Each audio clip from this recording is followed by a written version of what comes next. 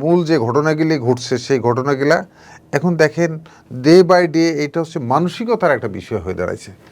যেমন আপনার রুচিবোধ, এই যে ঘটনাগুলি ঘটছে, নৈতিক অবক্ষয় মানুষ অবক্ষয় ঘটছে বিভিন্ন সোশ্যাল মিডিয়া থেকে শুরু করে বিভিন্ন কারণেই আজকে বাংলাদেশে না সারা বিশ্বেই এবং বাংলাদেশের পুরো এই প্রভাবটা বেশি পড়ছে, যার কারণে এই মানুষের নৈতিক অবক্ষয়টা ডে বাই ডে বাড়ছে। এখন দেখেন এই যে কিছুক্ষণ আগে আমি দেখলাম যে ছেলে নেশা করে, বাবা মা তারে ইয়াতে রাখছে, সেফ কাস্টডিতে রাখছে, বাড়াইছে বাবারে খুন করছে। রাষ্ট্রের তো আর এত আপনার কাঠামোতে এত নিরাপত্তা বাহিনী না যে প্রত্যেকটা মানুষের পিছনে একজন একজন করে দেওয়ার।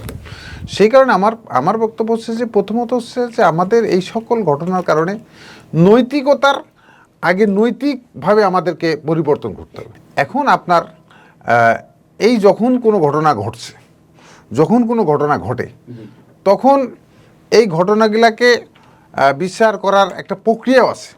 উনিও অ্যাডভোকেট, আমিও অ্যাডভোকেট। এই প্রক্রিয়ার রাষ্ট্রীয় যে ব্যবস্থা, সেই ব্যবস্থার বাইরে ইচ্ছা করলে কিন্তু একদিনের মধ্যে কোনো পানিশমেন্ট কোনো সরকার প্রধানও দিতে পারবে না, রাষ্ট্রপতিও দিতে পারবে না। আপনি কি মনে করছেন না সাগরনী হত্যাকাণ্ডের ব্যর্থ ঘটেছে সেই যে নিয়ম, শিশু আইন যে আছে? আসছি আপনার কাছে, আমি আসছি, আমাকে বলতে দেন। তো সেই কারণে আপনার যে বাংলাদেশের সংবিধান অনুযায়ী যে বাংলাদেশের যে আইন ব্যবস্থা আছে সেই ব্যবস্থার মধ্যে দিয়ে কিন্তু একটা বিচার করতে হবে। এর বাইরে বিচার করার কোনো সুযোগ নেই।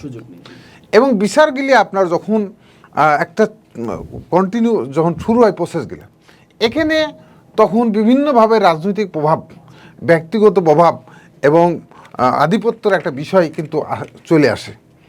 এবং এখান থেকেই দেখা যাচ্ছে যে অনেকেই ঘটনা সত্য কিন্তু সাক্ষী প্রমাণের অভাবে আপনার বিচারক কিন্তু রায় দিতে পারছে না বিভিন্ন প্রভাবের কারণে।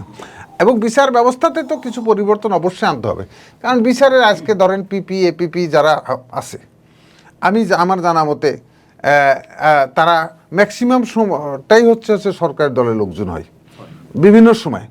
এখন এইবার কি একটা ব্যতিক্রম আছে, সেটা হচ্ছে যে এখন পর্যন্ত সরকারি দল এবং বিরোধী দলের দুই পক্ষের কিন্তু পিপিরা এখন পর্যন্ত বলবৎ আছে এই রাষ্ট্রের বর্তমান ব্যবস্থাতে। তো সেক্ষেত্রে আর এই বিচারগুলো করার প্রক্রিয়ার সাথে আপনার এই সরকারি যারা কর্মকর্তা থাকে বা সরকারের যারা আইন কর্মকর্তা থাকে তাদের কিন্তু দায়িত্ব থাকে এগুলাকে দ্রুততার সাথে ব্যবস্থা নেওয়ার। কিন্তু বাস্তবতা হচ্ছে তারা ওই দায়িত্বটা পালন না করে হয়তো অনেক সময় দেখা যাচ্ছে যে এখানে একটা পেশার সাথে সাথে একটা অর্থনৈতিক বিষয় জড়াতে, সেদিকে তারা বেশি সময় দেয়। কিন্তু এই বিচারগুলাকে প্রক্রিয়াগুলাতে স্বচ্ছতা আনার জন্যে যত দ্রুত করা উচিত সেইগুলা তারা আনে না।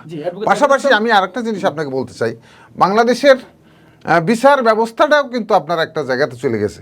দেখেন বাংলাদেশের সর্বোচ্চ জায়গাগুলি, যেমন হাইকোর্টের বিচারপতি নিয়োগ হয় একটা সিলেকশনে, আপনার পিওনের নিয়োগ হয় পরীক্ষা দিয়া, আপনার এমসিকিউ দিতে হয়, আপনার রিটেন দিতে হয়, দিয়ে ভাইবা দিয়ে ফেস করে তারপরে হয় চাকরি পাই।